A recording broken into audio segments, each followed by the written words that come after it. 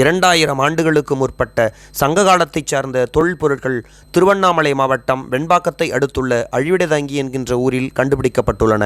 அழிவிடைதாங்கி மேல்நிலைப் பள்ளியில் ஆங்கில ஆசிரியராக பணிபுரிந்து வரக்கூடிய மதிப்பிற்குரிய திரு சந்திரகாந்தன் அவர்கள் தன்னுடைய நிலத்தை வேர்க்கடலை பயிரிடுவதற்காக ஜேசிபி இயந்திரத்தின் மூலம் சமன் செய்யும் பொழுது பழங்காலத்தைச் சார்ந்த பானை ஓடுகளும் அம்மி குழவிக்கல்லும் கிடைத்ததை கண்டு தொல்லியல் ஆர்வலரான திரு மணிவண்ணனிடத்தில் இதை தெரிவித்தார்கள்.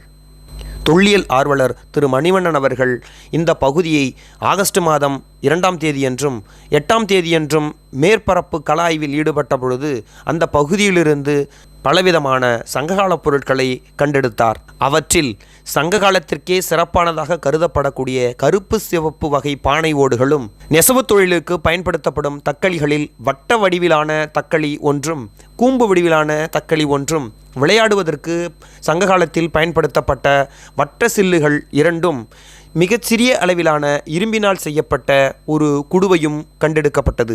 இந்த ஊர் அழிவிடைதாங்கி என்பது கோவலன் மாதவி மகளாகிய மணிமேகலை, அரவண அடிகள், சீத்தலை சாத்தனார், யுவாங் சுவாங் போன்ற வரலாற்று பேர் ஆளுமைகள் வாழ்ந்த இடம் என்பது கூடுதல் சிறப்பான செய்தி.